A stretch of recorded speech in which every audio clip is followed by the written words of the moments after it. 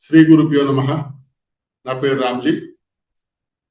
వాస్తు వాస్తవికత అనేటువంటి శీర్షికలో ఈరోజు గృహములో వాస్తు ఉచ్చ నీచ స్థానాలు, దాని యొక్క ఫలితాలు గురించి తెలుసుకోవడానికి ప్రయత్నిస్తాం.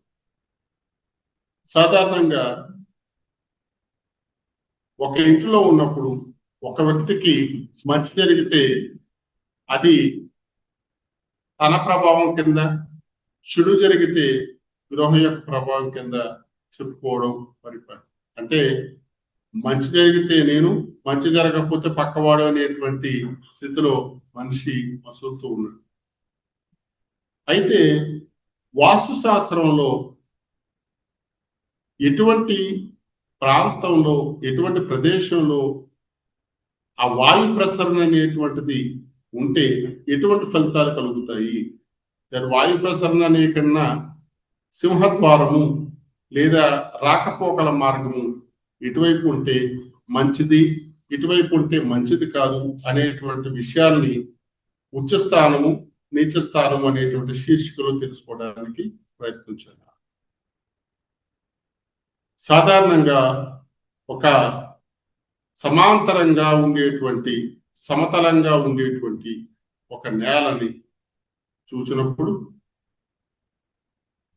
పడమర నుంచి తూర్పు వైపుగా వాలుగా ఉండేటువంటి ప్రాంతము, దక్షిణం నుంచి ఉత్తరం వైపు వాలుగా ఉండేటువంటి ప్రాంతాన్ని చూసి గృహ నిర్మాణం చేసుకున్నప్పుడు గృహంలో ఉండేటువంటి అష్టదిక్కులు ఏవైతే ఉన్నాయో, అంటే 4 దిక్కులు, 4 దిక్కులు ఏవైతే ఉన్నాయో వాటిల్లో ఎక్కడెక్కడ సింహద్వారము లేదా ద్వార నిర్మాణం చేసినప్పుడు ఏది మంచి ఫలితాలు ఇస్తుంది, లేదా శుభ ఫలితాలు ఇస్తుంది, ఏది చెడు ఫలితాలు ఇస్తుంది అనేటువంటి వాటి గురించి ఈరోజు ఎపిసోడ్లో తెలుసుకోవడానికి ప్రయత్నించాం.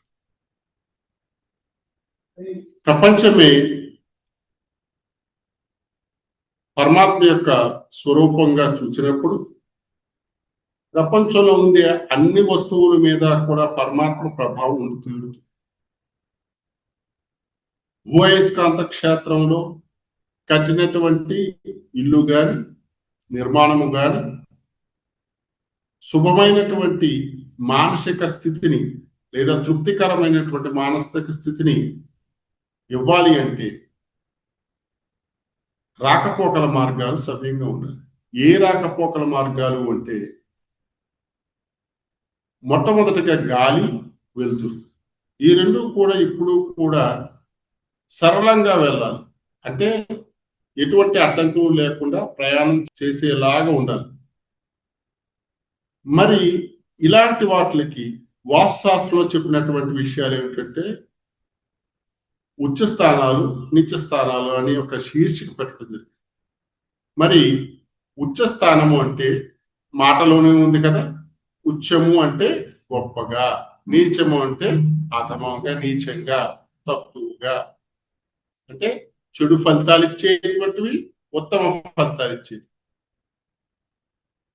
మరి గృహంలో ఏ స్థానంలో ఉచ్చ స్థానము ఉచ్చ ఫలితాలు ఇస్తుంది అంటే గనక తూర్పు భాగములో మనకి సాధారణంగా 3 దిక్కులు చెప్పుకోవచ్చు. తూర్పు ఆగ్నేయము ఒకటి, 2 తూర్పు ఒకటి, అలాగే తూర్పు ఈశాన్యము. ఇందులో ఉచ్చస్థానము ఏది అంటే తూర్పు ఈశాన్య భాగము ఉచ్చస్థానము అని గ్రంథంలో చెప్పబడింది. ఇక్కడ నీచ స్థానం ఏమవుతుంది? తూర్పు ఆగ్నేయము నీచ స్థానం అవుతుంది. ఈ తూర్పు ఆగ్నేయంలో గనక నడక నడిస్తే ఏమవుతుందంటే దుఃఖము, బాధలు, శోకాలు, భయము, ఇచ్చాదులని కలుగుతాయి. తూర్పు ఈశాన్యంలో గనక ద్వారబంధం కానీ నడక కానీ ఉన్నప్పుడు ఏం జరుగుతుంది అంటే సాధారణంగా కీర్తి ప్రతిష్టలు, గౌరవ మర్యాదలు, సంపాదన ఇత్యాదులన్నీ కూడా కలుగుతూ ఉంటాయి. రెండింటికి మధ్యలో అంటే తూర్పు భాగం పూర్తి భాగంలో ఎప్పుడు కూడా గృహానికి సంబంధించి సింహద్వారం పెట్టుకో. ఎలా పెట్టవచ్చు అంటే ఉన్నటువంటి తూర్పుని 6 భాగాలు చేయడం కానీ 8 భాగాలు చేయడం కానీ 3 భాగాలు చేయడం కానీ సాంప్రదాయం. సాధారణంగా 5 భాగాలు 6 భాగాలు 8 భాగాలు అనేటువంటిది గ్రంథాల్లో చెప్పడం జరిగింది. 9 భాగాలు కూడా ఒక గ్రంథంలో చెప్పడం జరిగింది. అంటే తూర్పుని 9 భాగాలు చేసి ఆగ్నేయం నుంచి ఆగ్నేయం నుంచి తూర్పు వైపుకి 5 భాగాలు వదిలేసిన తర్వాత మిగతా 4 భాగాల్లో అంటే తూర్పు ఈశాన్యం వరకు కూడా ఉన్నటువంటి భాగాలు ఎక్కడైనా కూడా సింహద్వారం పెట్టుకుంటే అది ఉచ్చ స్థానంగా చెప్పబడుతుందని శాస్త్రంలో చెప్పబడింది. అయితే పూర్తి ఈశాన్యం వైపుగా ఎటువంటి పరిస్థితుల్లోనూ కూడా సింహద్వారం పెట్టుకోకూడదు. అలా పెట్టుకోవడం వల్ల చాలా విపరీతాలు కలుగుతాయి. తూర్పు ఈశాన్యం నుంచి 2 భాగాలు వదిలిన తర్వాత మిగతా భాగంలో సింహద్వారం కట్టుకున్నట్లయితే సంపద అభివృద్ధి కలుగుతుంది. తూర్పు ఈశాన్యంలో కనుక సింహద్వారం పెట్టుకుంటే కలిగేటువంటి ఇబ్బంది ఏమిటంటే పూర్తి ఈశాన్యం వైపు గనక సింహద్వారాన్ని పెట్టుకుంటే అక్కడ జరిగేటువంటి ఇబ్బంది ఏమిటంటే కుటుంబము చిన్నాభిన్నమైపోతుంది. తండ్రి కొడుకుల మధ్య సమన్వయం లోపిస్తుంది. భార్యాభర్తల మధ్య సమన్వయం లోపిస్తుంది. అహంకారం పెరుగుతుంది. డబ్బు వస్తుంది. విలాసాలు పెరుగుతాయి. అప్పులు పెరిగేటువంటి అవకాశం ఉంది. కాబట్టి పూర్తి ఈశాన్యంలో ఎటువంటి పరిస్థితుల్లోనూ సింహద్వారం పెట్టుకోకూడదు. ఇప్పుడు మనకు తూర్పు వైపు ఉండేటువంటి ఉచ్చస్థానం ఏమిటంటే తూర్పు ఈశాన్యము. అలాగే దక్షిణం వైపు ఉచ్చస్థానం ఏమిటంటే దక్షిణ ఆగ్నేయం. ఈ దక్షిణ ఆగ్నేయం ఎక్కడ ఉంటుంది అంటే దక్షిణ భాగంలో ఆగ్నేయానికి ఆనుకుని ఉండేటువంటి భాగము దక్షిణ ఆగ్నేయం. ఈ దక్షిణ ఆగ్నేయంలో కనుక ఎవరికైతే నడక ఉంటుందో సింహద్వారం ఉంటుందో అది ఉచ్చస్థానంగా పిలువబడుతుంది. అలాగే దక్షిణ నైరుతి అనేటువంటిది నీచ స్థానం అవుతుంది. మరి ఈ దక్షిణ భాగంలో నీచ స్థానంలో కనుక ఉంటే ఆకస్మిక మరణాలు కలుగుతాయి. రోగభయం పెరుగుతుంది. శత్రుబాధలు పెరుగుతాయి. దక్షిణ ఆగ్నేయంలో కనుక సింహద్వారం ఉంటే వారికి సాధారణంగా జరిగేటువంటిది ఏమిటంటే కీర్తి ప్రతిష్టలు పెరుగుతాయి. కాబట్టి దక్షిణ వైపుని ఉచ్చస్థానం ఏమిటంటే దక్షిణ ఆగ్నేయం, నీచస్థానం దక్షిణ నైరుతి. అదేవిధంగా పశ్చిమ భాగం దగ్గరికి వచ్చేటప్పటికి మనకి పశ్చిమ నైరుతి అనేటువంటిది నీచస్థానము, పశ్చిమ వాయువు అనేటువంటిది ఉచ్చస్థానం. పశ్చిమ వాయువు అనేటువంటి దాంట్లో నుంచి నడక గనక నడిచినట్లయితే ఆ యజమానికి ఎప్పుడు కూడా రాకపోకలకి అనువుగా ఉంటుంది. ఎప్పుడు బయటకు వెళ్ళి పనిచేసి వచ్చేటువంటి వ్యక్తులు ఎవరైతే ఉన్నారో వారికి పశ్చిమ సింహద్వారం అనేటువంటి చాలా బాగుంటుంది. అలాగే కాకుండా లక్ష్మీకరమైనటువంటి ఆ పరిస్థితుల్లో వ్యాపార లావాదేవీలు అనేటువంటివి సవ్యంగా ఉంటూ ఉంటాయి.